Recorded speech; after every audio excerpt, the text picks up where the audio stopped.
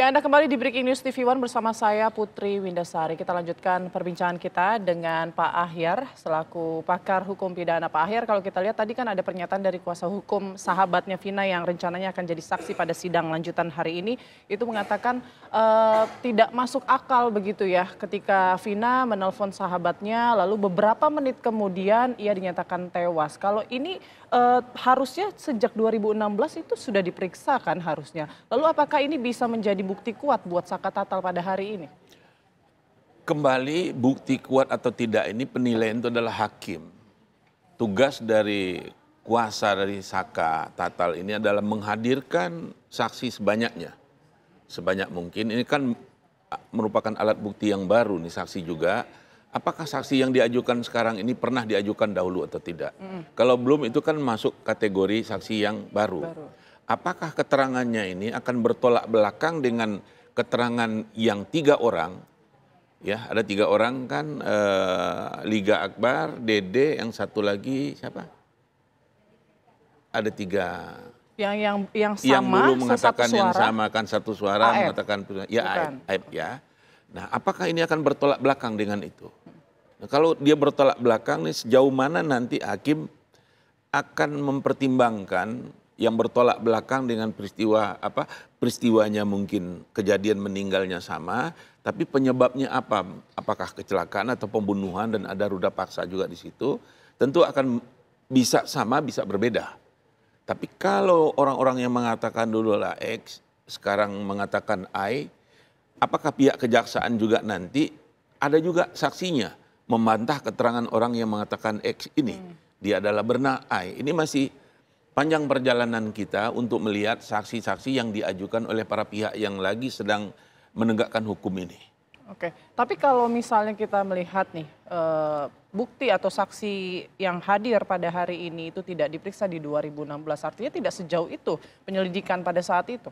Mungkin urgensi dihadirkan di saat itu dinilai oleh pihak penyidik atau pihak korban, pihak katakanlah yang diadukan, dilaporkan di saat itu mungkin belum mengajukan orang ini. Tentu kan kembali kepada 2 pihak ini, pihak polisi udah cukup nggak dengan saksi yang ada untuk menguatkan dugaan-dugaan mereka yang ada dengan pasal-pasal yang mereka dakwakan itu.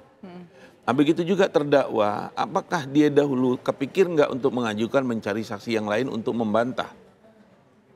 Di saat itu kan mereka nggak membantah, mereka kan mengatakan memang ada peristiwa yang rentetan yang diputus dalam kasus 2016 dan 2017. Kalau sekarang kan berbeda.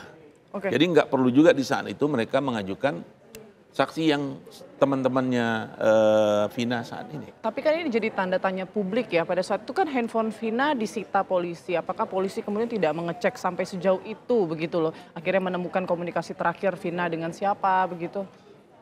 Ya, harusnya bagaimana? Publik bertanya tentu kan harus dijawab oleh polisi. Ya, Ya, pihak kepolisian yang menurut saya menjawab nih. Kenapa HP-nya nggak dibuka kalau memang ada? Kan itu, nggak mungkin bisa kita, atau dia lihat nggak perlu dibuka, dengan ini udah cukup. Apa dengan alasannya? Bukti-bukti lain Bukti yang lain ada. mungkin sudah cukup, mereka sudah yakin. Nyatanya kan pihak jaksa kan juga sudah P21, nggak lagi P19, nggak dikembalikan lagi kan. Dan buktinya juga yang lama kan sudah diputus juga oleh pengadilan, sudah inkrah. Sekarang ada kayak begini, apakah menurut polisi, perlu nggak polisi membukanya lagi? Tentu karena HP itu ada disita oleh polisi, kembali kepada polisi. Baik, Pak Ahyar dan juga pemirsa, kalau kita lihat di layar saat ini di Pengadilan Negeri Cirebon, sidang tampaknya akan dimulai sebentar lagi karena memang dijadwalkan sidang lanjutan peninjauan kembali dari kasus pembunuhan Vina dan Eki Cirebon 2016 oleh dalam hal ini adalah mantan narapidana Saka Tatal. Ini akan segera dimulai di pukul 10. Tapi kita akan update seperti apa suasana di ruang sidang. Ada Herninda, rekan kami di sana. Herninda, silakan.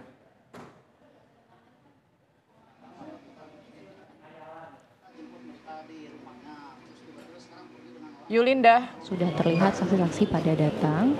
dan juga tim kuasa hukum juga sudah datang di ruang sidang, terpantau jaksa penuntut umum juga sudah hadir.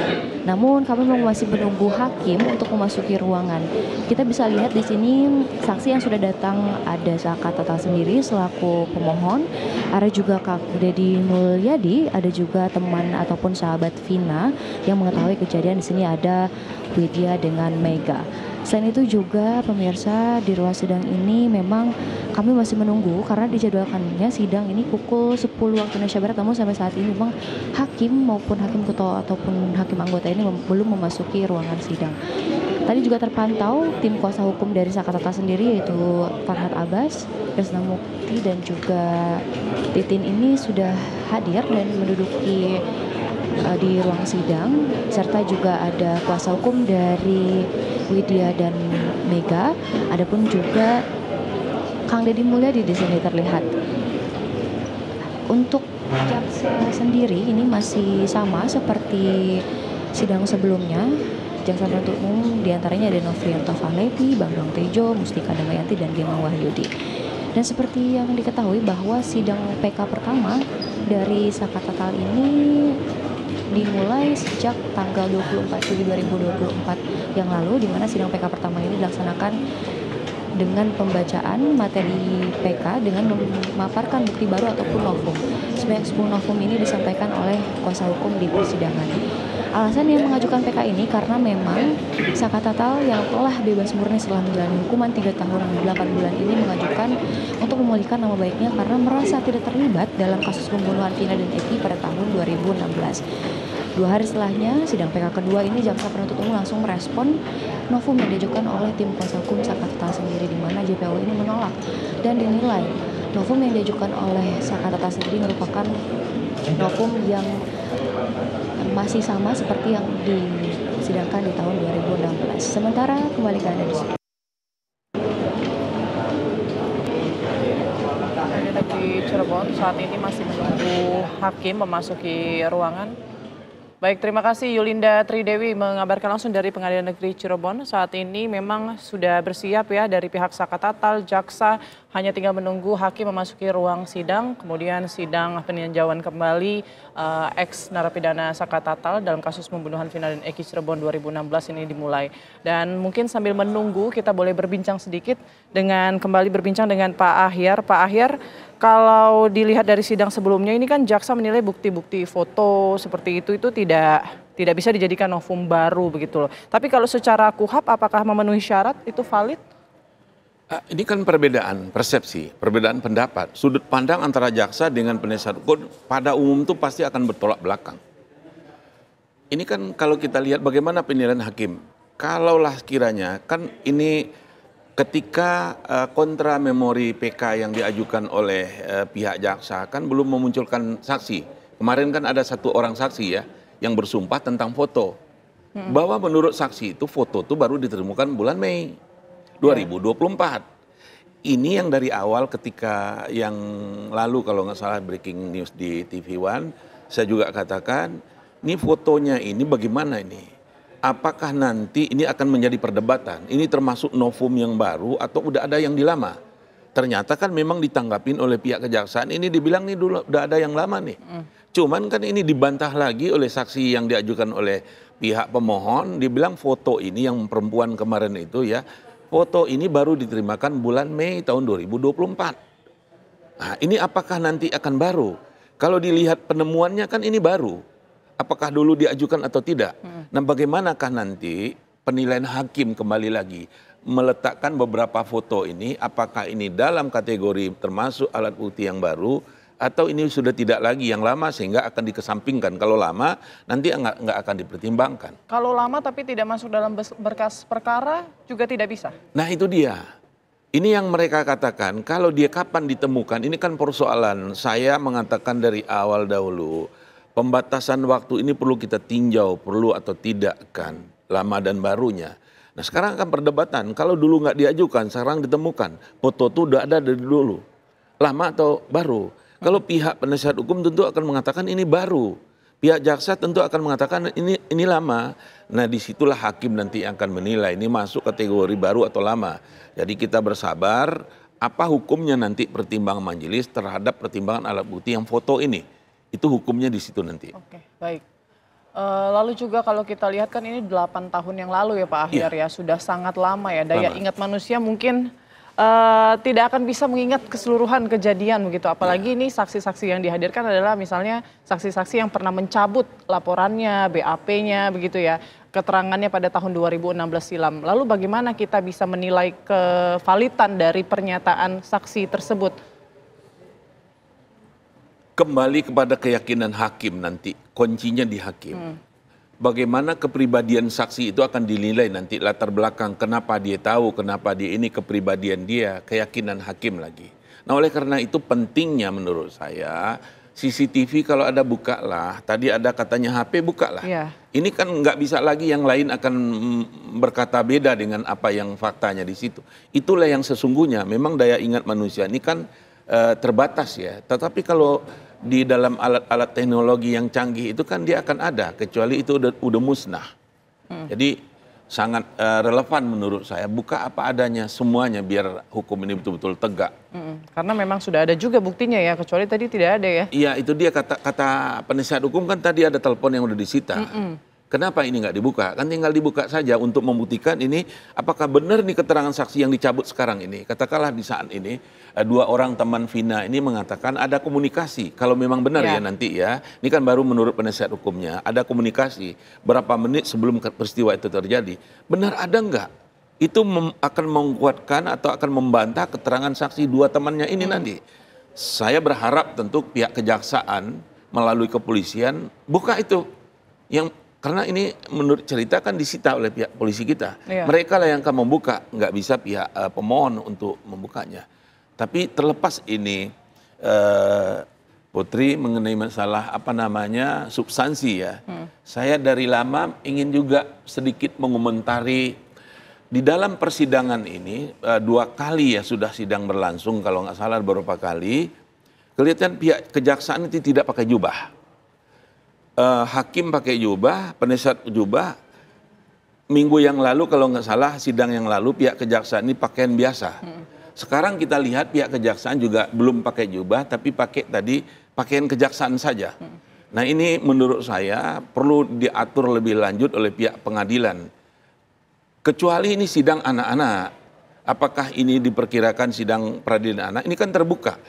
Ketika awal sidang kan hakim udah mengatakan ditanya oleh Bung Farhad, ini bagaimana terbuka tertutup nih anak-anak. Dulu dia anak-anak sekarang terbuka. Ini kenapa nih pihak kejaksaan kemarin kan pakaian sipil begitu saja ya. Sekarang sudah pakai kejaksaan, apakah pakai jubah atau enggak? Itu yang saya lihat satu dengan masalah proses persidangan saya bertanya kenapa itu dan boleh atau tidak. Kalau enggak bagaimana sebaiknya pengadilan mengatur ini perlu diatur menurut saya biar ada keseragaman di sana. Atau memang kita buat beraneka ragam juga boleh, asal ada keputusannya. Ini boleh berpakaian bebas atau dia harus pakai seragam. Yang kedua, mengenai masalah tepat waktu. Kalau sidang yang pertama saya melihat ada sekitar catatan saya, ada sekitar 30 menit hakim terlambat masuk ke dalam. Sidang yang kedua justru malah penasihat hukum terlambat lebih dari di 30. Mungkin ada sekitar 36 atau 45 menit karena ada kereta itu tadi datang. Ini dua-duanya udah pernah terlambat tentang jadwal yang udah disepakati dahulu jam 9 kemudian jam 10 kan. Nah saya nggak tahu yang saat sekarang ini nanti siapa di antara 3 komponen dalam sistem peradilan pidana kita yang terlambat. Ini tadi persoalan informasinya waktu, hakim belum datang ya? Iya, ini kan persoalan waktu ini penting juga. Ketepatan waktu itu penting kalau kita lihat katakanlah di budaya di luar negeri waktu itu mereka luar biasa. Di kita ini kan masih dianggap yang biasa-biasa aja kayaknya ya. Ini saya itu jadi perhatian saya juga tentang ketepatan sidang kita. Itu udah disepakati. Kalau bicara hukum perdata, kesepakatan nggak ditepati itu namanya wan prestasi, ingkar janji itu. Boleh para pihak mungkin menuntut tanda kutip ganti rugi. Oh, bisa? Itu perdata, kalau ini kan belum ada kasusnya kayak begitu. Itu bercandaan saya aja. Kalau itu menuntut kepada pihak yang terlambat? Enggak, itu nggak bisa, kan nggak ada hukumnya. Ya, kalau di perdata? Ini kalau di perdata, kalau orang yang telah berjanji, dia nggak menepati janji, bisa dituntut dengan berdasar 1338 Kitab Undang-Undang Hukum Perdata. Wan prestasi namanya. Orang wan prestasi bisa pihak yang diingkari janji itu meminta ganti rugi. Kalau dia merasa dirugikan, kalau dalam kasus pidana kan tentu belum ada presiden ini. Hanya ini kritikan saya mungkin Ya, masukan. itu masukan. Kenapa nih?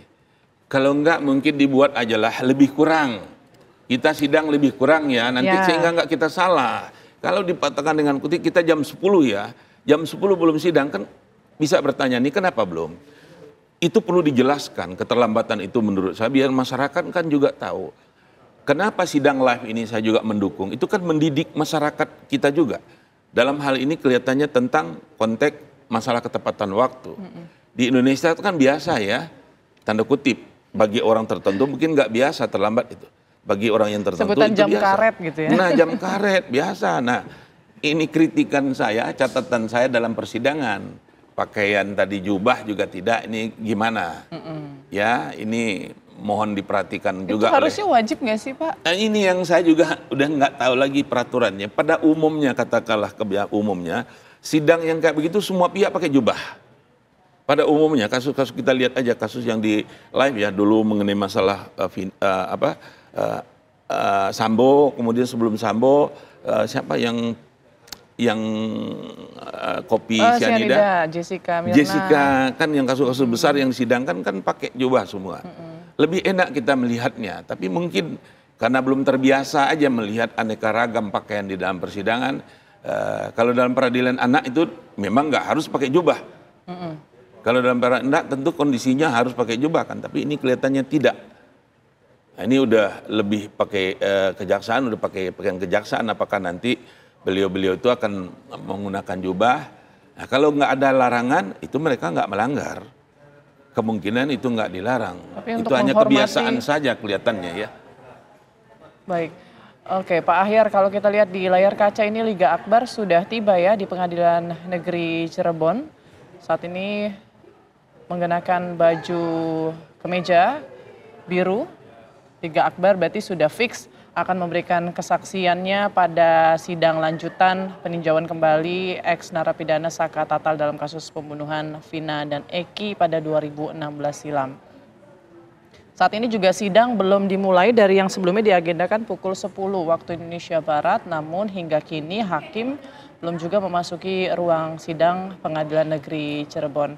Kita menantikan ya apakah kesaksian Liga Akbar ini Pak Ahyar sama seperti yang beredar sebelumnya, seperti pernyataan sebelumnya bahwa ia kemudian mencabut BAP-nya keterangannya pada 2016 lalu yang menyatakan menyaksikan langsung bagaimana kejadian pengejaran hingga pembunuhan terhadap Vina dan Eki pada 2016 lalu. Sambil kita menunggu Liga Akbar mungkin boleh berkomentar sedikit Pak Ahyar, kan Liga Akbar ini keterangannya digunakan ya. Kemudian tapi dia tidak dihadirkan dalam persidangan 2016 lalu. Harusnya bagaimana? Konstruksi hukumnya pada saat itu gimana Pak Itu Ahyar? dia. Itu tadi yang ketika Ebony tadi membawa acara itu yang saya lupa, yang ingin ditanya lagi mau sampai lupa. Itu untung Putri nanya sekarang ya. Memang di dalam KUHAP itu dimungkinkan kalau orang nggak hadir itu disumpah saksi ini nanti akan dibacakan. Saya pribadi nggak setuju terhadap hal ini. Ini pernah diuji ke Mahkamah Konstitusi di JR, Judicial Review oleh saudara Yusril Iza Mahendra. Saya ahlinya dihadirkan waktu itu tuh kalau nggak salah pasal 162 kan 142 lah begitu ya.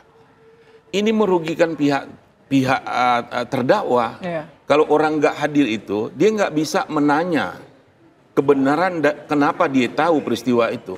Oleh karena itu saya mengatakan di Mahkamah Konstitusi 2017 kalau nggak salah di sana itu, ini batalkanlah aturan itu, harus hadir dalam persidangan. Nah, sehingga orang bisa bertanya, karena hakim juga melihat kenapa dia tahu latar belakang kepribadian saksi harus dinilai.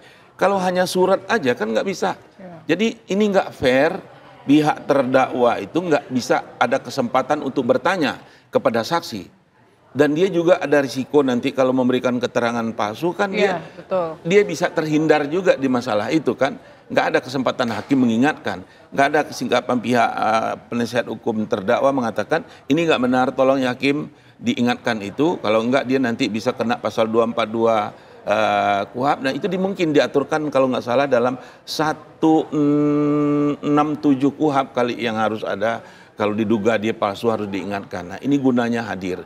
Dan itu udah pernah, tapi ditolak oleh Mahkamah Konstitusi kalau nggak salah, bahwa judicial review yang diajukan oleh saudara Yusril Iza, kantornya waktu itu, saya salah satu ahlinya, setuju bahwa saksi ini harus dihadirkan di dalam persidangan. Ya? Iya, harus hadir. Jadi ada kesempatan terdakwa bertanya, kan nanti akan ditanya, apakah terdakwa terhadap keterangan saksi itu apa tanggapan saudara? Saya tolak semuanya. Dia ini semuanya kan. Dan mereka mempunyai kesempatan juga untuk bertanya. Oleh KUHP dikasih kesempatan. Jadi hakim boleh bertanya, JPU boleh bertanya, pihak terdakwa ahli PH-nya juga boleh bertanya. Kalau dia nggak hadir kesempatan itu kan nggak ada. Nah inilah yang terjadi terhadap kasus ini yang dahulu 3 orang kalau nggak salah ya. Yang dibacakan hanya berita acaranya saja dan sekarang mereka cabut.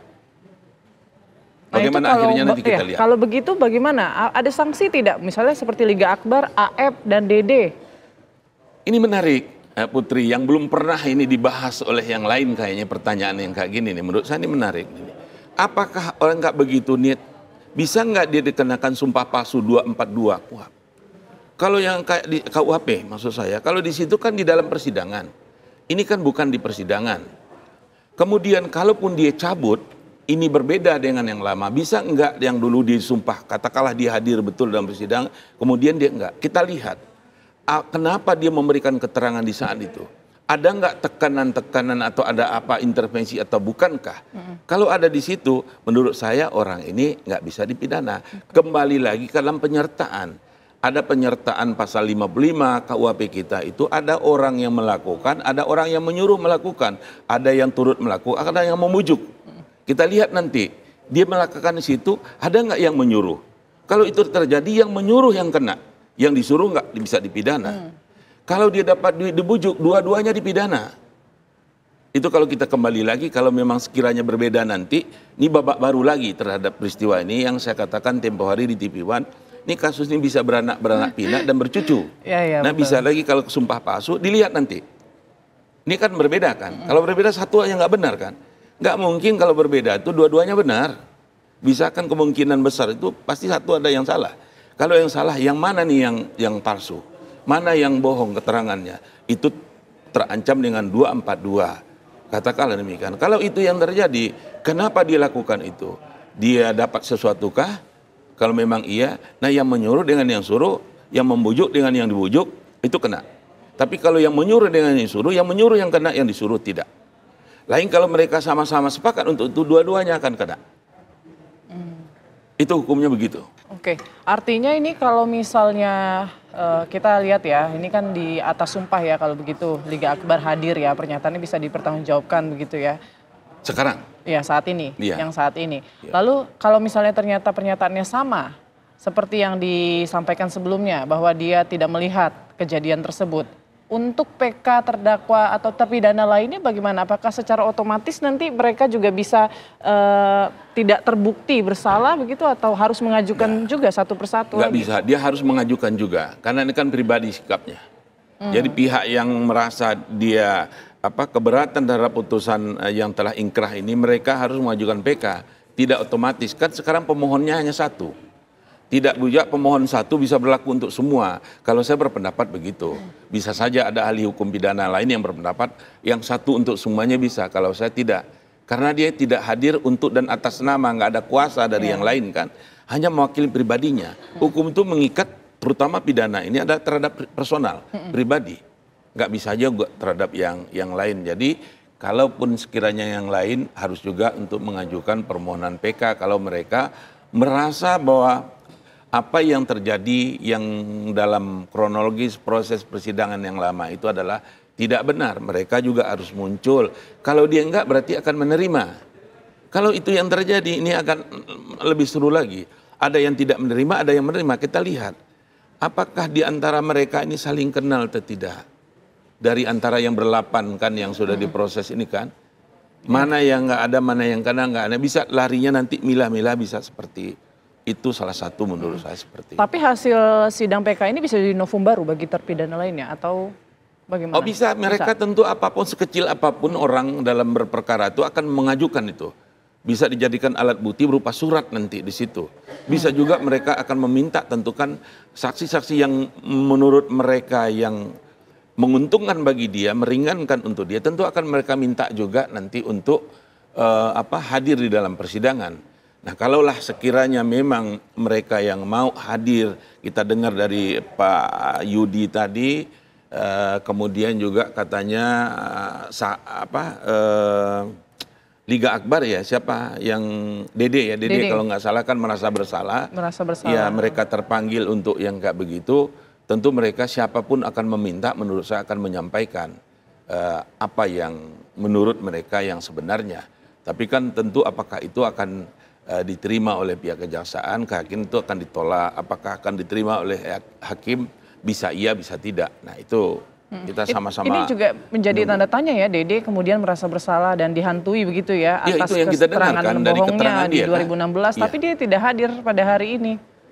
Ya nggak tahu juga kita apakah karena ada masalah teknis yang lain kita nggak mengerti. Ya itu yang saya sampaikan tadi.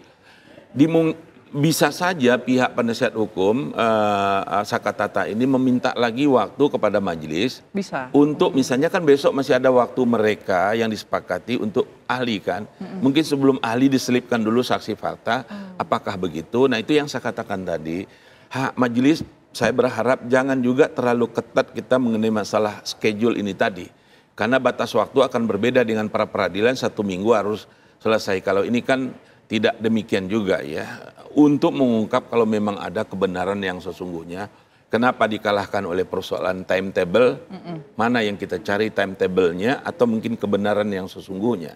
Kalau menurut saya bukalah seluas-luasnya biar betul-betul bagaimana sih kasus yang sesungguhnya. Apakah ujungnya nanti hakim mengatakan tetap bersalah atau tidak, sehingga hingar-bingar ini ada ujungnya. Oke, baik. Pak Ahyar, kita sedikit flashback lah ya soal Saka Tatal ini kan kalau dari persidangan sebelumnya ini kan dia didakwa atau perannya Saka Tatal ini kan memukul korban lalu pulang. Tapi dia dikenakan pembunuhan berencana, itu apakah bisa dikatakan dia memukul terus dia pulang terus kena undang-undang ataupun pasal pembunuhan berencana? Faktanya kan demikian ya, faktanya demikian. Pertanyaannya itu kan kalau pembunuhan berencana itu harus dengan sengaja. Ya, sengaja itu ada niat dari yang bersangkutan. Apakah memang ada maksud dia membunuh atau tidak? Tapi dalam putusan kan dia dikenakan itu. Nah, inilah yang harus diulas oleh pihak penasihat hukum bahwa mungkin majelis itu keliru dalam memberikan pertimbangan. Kalau memang benar, tetapi kan kalau saya nggak salah ini kan dibantah bahwa dia tidak ikut memukul. Itu kan masih versi yang lama kalau nggak salah ya. Yang kemarin memang di dalam permohonan PK dari pihak PH itu saya membaca itu juga ada terungkap di situ. Yang kemudian diambil dalam kontra memori PK oleh pihak jaksa, dibilang itu kan katanya memukul, cuma nggak ikut ke tempat. Tapi di satu sisi dibilang kontradiktif gitu. Satu sisi dibilang ini kecelakaan cuman di luar sidang kan dibantah lagi oleh pihak penasihat hukum. Terlalu banyak alibi ya? Iya, dibantah lagi yang oleh pihaknya di situ. Ini menarik memang untuk kita cermati terus kasus ini. Iya, jadi harapannya memang ini kan sudah sangat kusut ya, terlalu banyak klaim begitu ya, pernyataan-pernyataan yang kemudian palsu lah, dicabut lah, kemudian keluar lagi pernyataan baru yang ternyata juga tidak bisa dipertanggungjawabkan. Jadi memang persidangan ini tuh harus benar-benar serius dan harus perlahan ya, jangan terburu-buru, jangan tergesa-gesa untuk menentukan kebenaran dalam kasus ini. Kalau saya berpendapat begitu. Oke, lalu kalau misalnya melihat dari 2016 yang seperti itulah ya, saksi kemudian tidak dihadirkan keterangannya tapi dipakai dalam berkas perkara. Bagaimana Pak Ahyar melihat keabsahan dari pengadilan pada saat itu? Ya, kalau bicara masalah keabsahan, apapun yang diputus oleh hakim itu adalah kebenaran. Sah. Sekarang kan muncul yang mengatakan bahwa itu tidak sah, makanya ada proses kan, ada pra-peradilan, ada juga PK. Nah, disinilah yang diujinya nanti sah tidaknya yang lama itu. Ada nggak kejanggalan-kejanggalan, ada nggak yang persoalan yang nggak benar yang terungkap yang lama itu, yang terungkap yang zaman yang dahulu itu tidak benar menurut versi yang baru. Nah itu nanti bagaimana juga versi yang baru ini oleh pihak pengadilan. Kita harus juga bisa dua kemungkinan, masih tetap pengadilan mengatakan yang lama itulah yang benar, atau kemungkinan kedua yang baru ini yang benar. kita harus sabar menunggu untuk itu semua. Ini baru 1 orang, belum lagi yang 7 lagi kan mungkin aja mengajukan PK. Rencananya sih akan. Nah, kita lihat lagi. Jadi TV One tentu akan terus juga memantau ya, memberikan informasi kepada masyarakat. Ini salah satu juga untuk pendidikan hukum ke masyarakat kita. Oke, Liga Akbar 7, kita bahas 7 terpidana lainnya. Ini ada salah satunya misalnya Rivaldi pada saat itu. Dia diberatkan oleh pernyataan